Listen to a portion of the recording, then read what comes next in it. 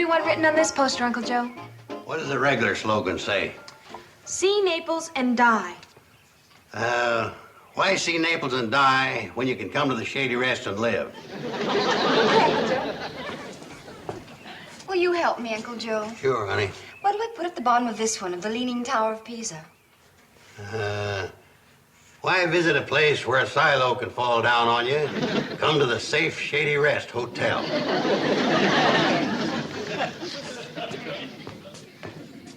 Why are you girls out here when there's a stack of dishes in the kitchen? Well, they're helping me with my advertising, Kate. Helping me grease the wheels of progress. See, people spend most of their lives planning to do something, and it takes advertising to make them get up and do it. Advertising gets results. You could be right. Can I try? Well, sure, Kate. Being of my flesh and blood, you ought to have a natural bent for advertising.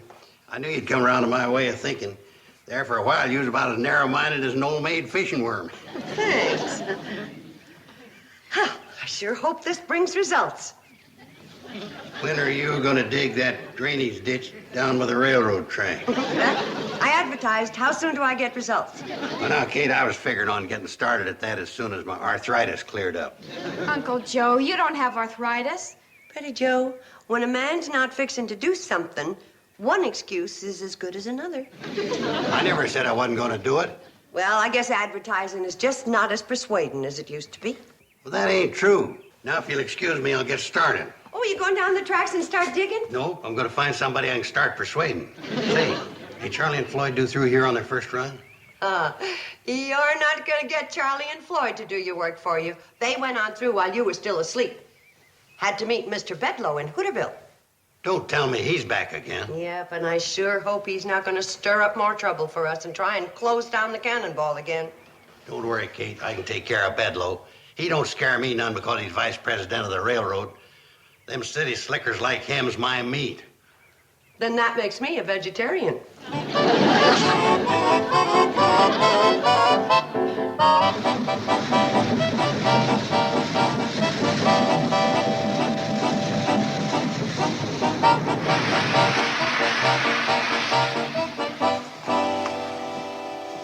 Morning, Mr. Bedloe.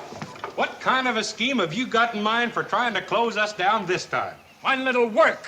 I've got you this time. The defeats and humiliations that I have suffered here in the past will not have been in vain. I'll be able to hold up my head again at the Home Office. You must figure you got a pretty good angle, Mr. Bedloe. I have, and it's a beaut. It's called a spot inspection. You going to inspect the spots on the cannonball, Mr. Bedloe? For your information, this spot inspection is going to be an examination of your books. I'll tell you, Mr. Bedloe, what with keeping up steam and looking for loose tires, I don't get much chance to read. I think I understand what Mr. Bedloe means. Go get the shoebox, Floyd. Oh, that's different. You should have said that in the first place. Records down to Home Office indicate that you haven't submitted a profit and loss statement in over 12 years. That does sound like a Lulu. Doesn't it, though? But the profits usually take care of the losses, and it all comes out even so. Why send in a report when all it's going to mean is just a lot of extra work for you? Well, I appreciate your solicitude, but I'll be the judge. Here you are, Mr. Bedloe. Oh, well, now we're getting someplace. I wasn't top man in my accounting class for nothing, you know. Now, let me see. August 27th, received from Mr. Phillips 4 gallons of milk for freight charges. All right. What happened to the milk? We drank it. It was a hot day. That milk should have been turned over to the CNFW. Maybe, but it wouldn't have kept. Well, what about this one? Payment for transportation of Harry Simmons and family. 118 eggs. Where are they? We needed some new upholstering in the coach, so old Mrs. Brown did the work for 118 eggs. But she owed some money to Kate Bradley, so she turned over the eggs to her. Kate Bradley's got the eggs, huh? No, she was overloaded with eggs, so she gave them to Vernon Sizemore, the plumber. And since he owed us some money for freight, he gave us the 118 eggs. All I know is that there are 118 eggs belonging to the CNFW Railroad. And I want to know where they are. Is that clear? 118 eggs. 117. Do you want this one? It's sort of used. Breakage. 1 egg. I want the other 117 eggs, and I want them now. I'm afraid we haven't got them for you, Mr. Bedloe. Well, just where are they? Lonarka wound up with 24 of them for helping us fix the boiler. All right, now let me see. That leaves 93. Also, you owe 16 ears of corn and 5 pumpkins. Now, these things must be accounted for. Where are they? Well, 93 of the eggs hatched into chickens. And they ate the corn. We used the pumpkins to decorate the train on Halloween. All right, where are my 93 chickens? I'm afraid they flew the coop, so to speak. Uh-huh. Then that puts you in nothing but trouble, so to speak. This is precisely the sort of thing I knew I'd uncover. I'm reporting this gross infraction of company rules and regulations immediately.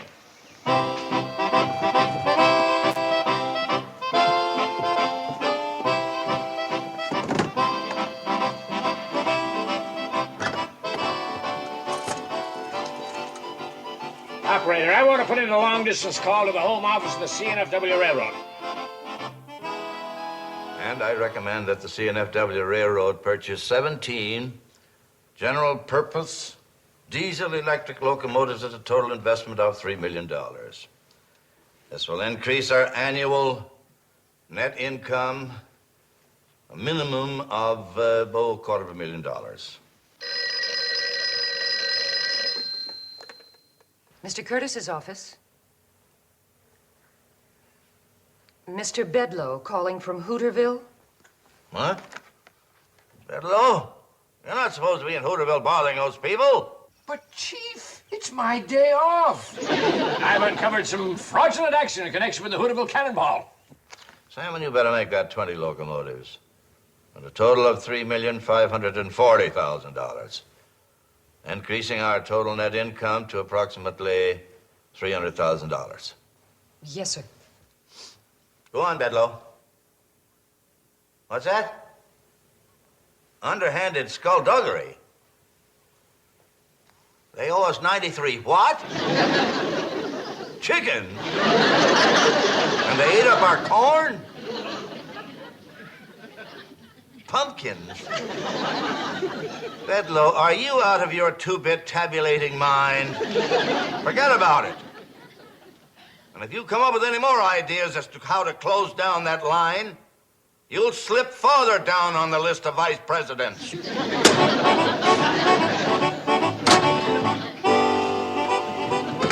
How'd everything go, Mr. Bedloe? Oh, shut up. I reckon things didn't go too well, Floyd. Appears that way, don't it? Mark my words, I'll get that train yet.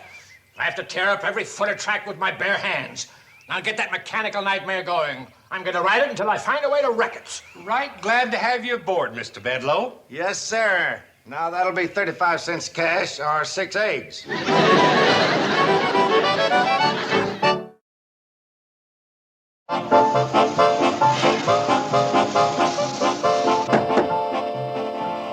I don't blame you for being sore about the railroad losing money, but if you'd come to me, you could be making money Oh, and just how would that be possible?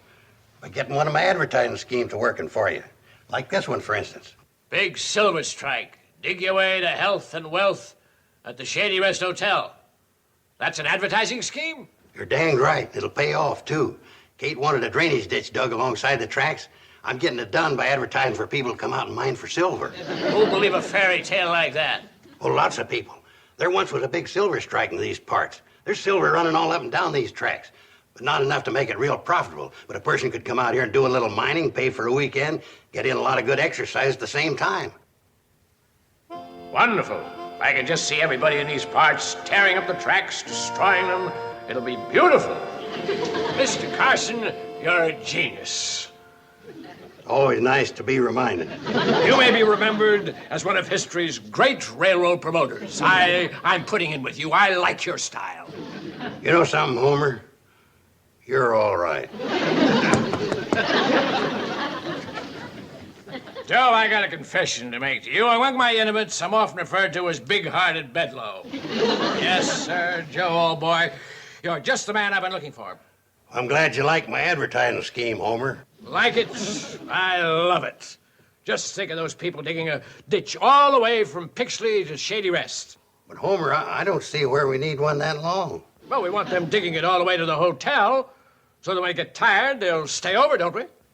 Well, sure. Well, they certainly aren't going to walk home. They'll ride the train home, and the railroad will make some money, too. Right. those posters of yours all over Pixley, I got an idea how I might make some extra money for the railroad by dividing up the right-of-way and selling it off to those happy prospectors. Naturally, there'll be a commission in it for you. That's darn decent of you, Homer. Well, the way I see it, you got it coming. I appreciate it. You know, Joe, when a man has a chance to build a better mousetrap, only a rat would stand in his way.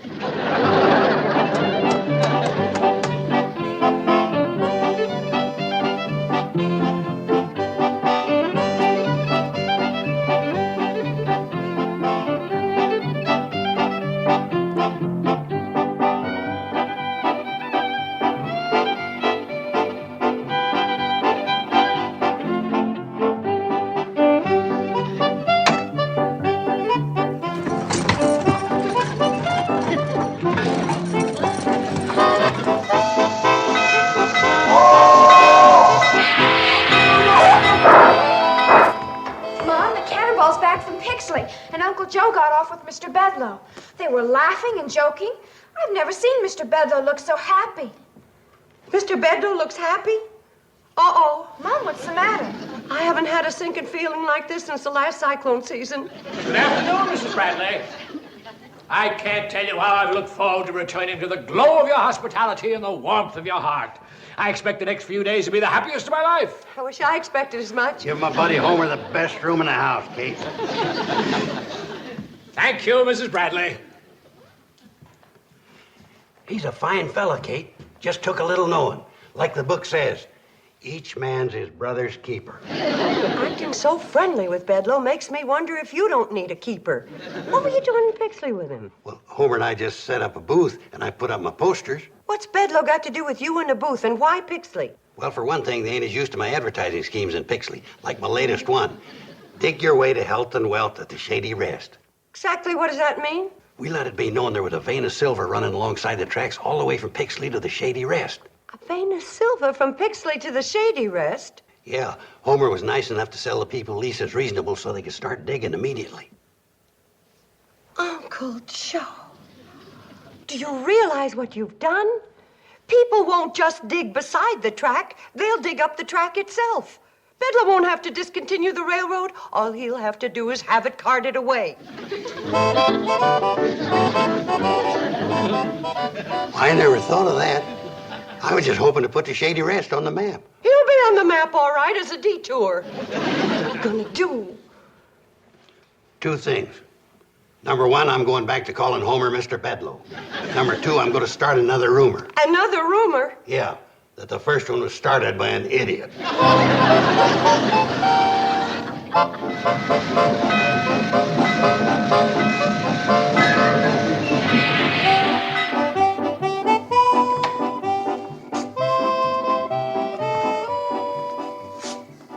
Mr. Bedloe, you know there isn't enough silver out there to keep a stick of chewing gum warm. You know it, Mrs. Bradley, and I know it. But by the time those hicks get through tearing up those tracks, it'll look like Lawrence of Arabia came through here. Your plan is the most underhanded, most sneaky. Certainly, I wouldn't have anything to do with it if it wasn't. Did you know how much we need the cannonball? The CNFW Railroad doesn't, and I am a CNFW man. You're a lot of other things, too. Please, Mrs. Bradley, you're not going to be petty and deny me the enjoyment of my moment of victory. I'm not destroying that railroad out there. Your friends are. And why? Avarice, Mrs. Bradley, the poison that destroys men's souls. Not only they're tearing up the tracks, they pay me for the privilege. Avarice, Mrs. Bradley, avarice. But those poor people Now, if you'll excuse me, I'm going to get the best night's sleep I've had since I first heard of the Hooterville Cannonball. At a time like this, I wish I were a man. I'd punch him right in the nose. Maybe I'll punch him anyway.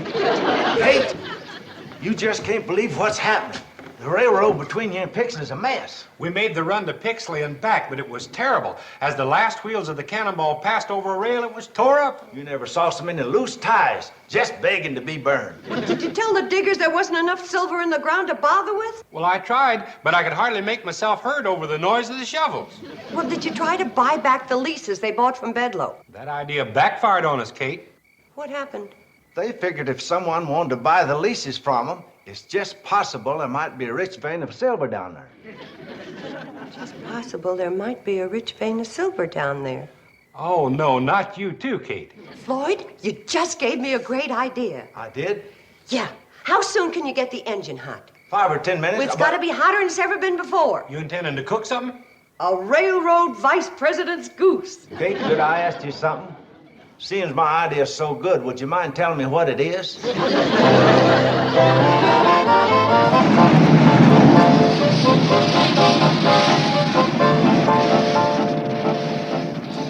Okay, Mom. I think we're ready. Oh, Mom, I hate to see you part with all your silver. Forget it. This way I can cut down on my polishing.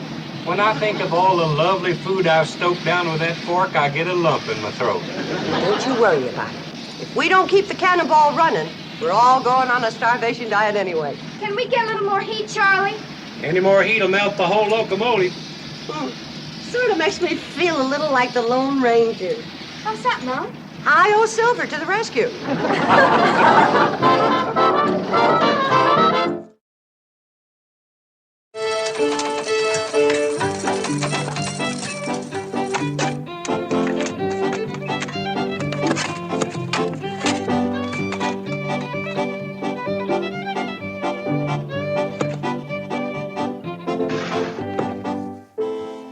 Mom, is Mr. Bedloe up yet? I heard him whistling in his room a while ago. He should be right down. And Uncle Joe? He's still sound asleep. I swear I don't know how he can do it. Mom, the mining engineer that you sent for just came over the hill from the county road, and he's going to set up his equipment right out front. Oh, thank heavens he got here. Yeah, he's cute. Joe, how can you think of men at a time like this? It isn't easy. In fact, you know, we're in so much trouble, this morning I had to force myself.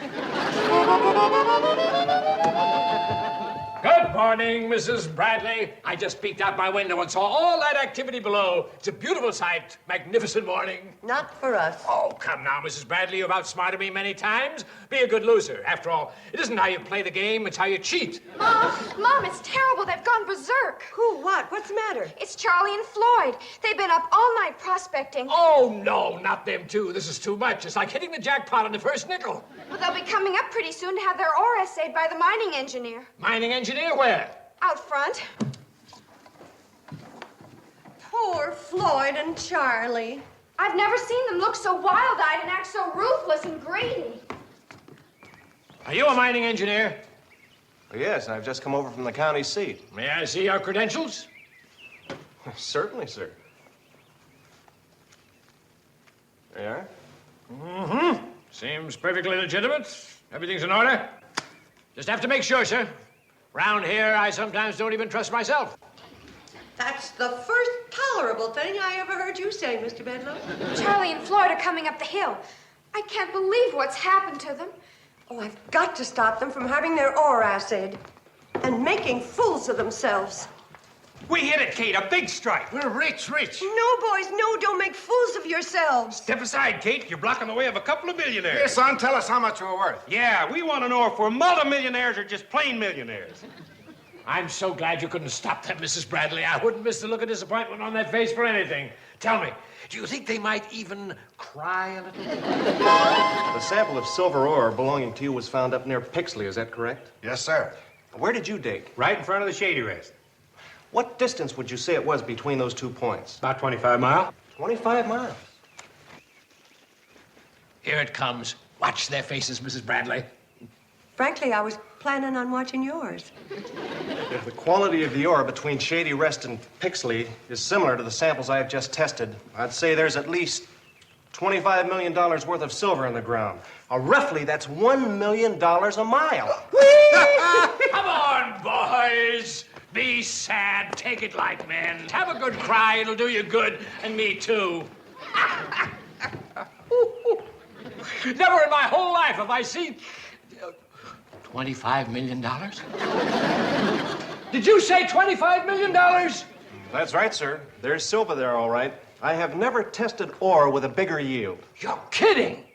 No, sir. I'd stake my reputation on it. Mrs. Bradley! Mrs. Bradley, can I appeal to you as a friend? You don't even appeal to me as a stranger. Frankly, Mrs. Bradley, I haven't felt well lately, but I'm not the sort of man that goes around doing sneaky, underhanded things. Not unless you're sure they'll work. I deserve that, Mrs. Bradley, and more. Shoot if you must, this old gray head. Mr. Bedloe, you know how much we need the cannonball, and you nearly destroyed it with your sneaky, nasty scheming meanness. Well, nobody's perfect, Mrs. Bradley, but we're in this thing together. We are. Yes, you need the railroad, and I need to get those leases back. Now, you've got to help me, or what? Or you're going to see a terrible thing. A middle-aged man crying like a baby. Will you fix the tracks from the Shady Rest to Pixley? It'll be a pleasure. The rails will be new and neat and shiny. Increase the pension for Floyd and Charlie. Funny, you took the words right out of my mouth. The coach could use some curtains. What color? And Floyd and Charlie need new uniforms. I noticed that. I'll send over my own tailor. Okay, fellas, you can stop digging. We've been took. I just drove in from Pixley, and I hiked over the ridge to tell you that I had my ore assayed, and it ain't worth shucks. Well, look who's coming. Joe Carson, the Silver King of Shady Rest. Hi, fellas. You look all tuckered out. We are. Any of you be interested in selling your leases for, say, a $5 profit?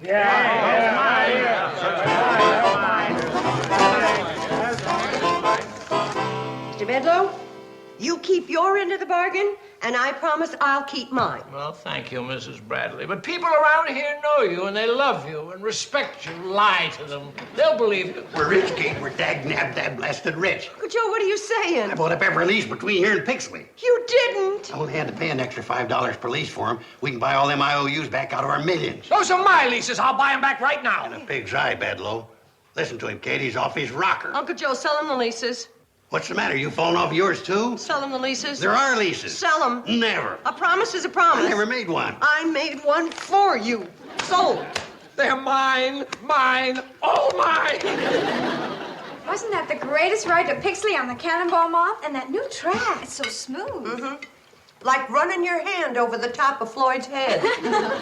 How can you be so calm with Bedloe back in town again? Oh, I wouldn't worry about him, Uncle Joe. Why, because Nutty Norman's with him? Mm-hmm. Mr. Curtis seems to have some strange power over Mr. Bedloe. You know, I don't understand you, Bedloe. You allocate $2,000 to relay this roadbed. And you were the one who wanted to discontinue the line. But, Chief, I've explained that. We needed to restore this track so that the Cannonball could haul the silver out for us. Oh, yes, the silver, yes. Well, get busy. Start digging. Oh, but, Chief, this is the 23rd hole I've dug, and we've had that ore assayed in New York and Chicago and Hong Kong, and the report's always the same. Nothing. Dig. But, Chief... Dig!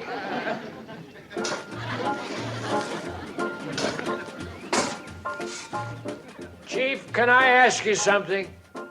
Well, what is it now, Bedloe? How deep do you want me to go? Well, is it beginning to feel warm down there yet? No, sir. Then keep digging.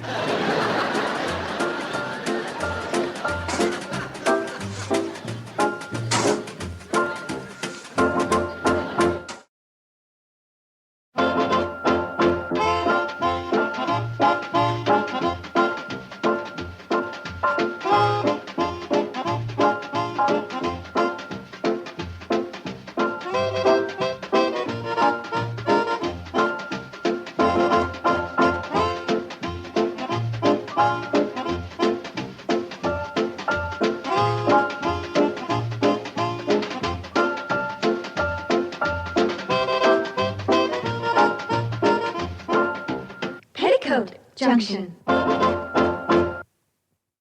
This has been a Filmways presentation.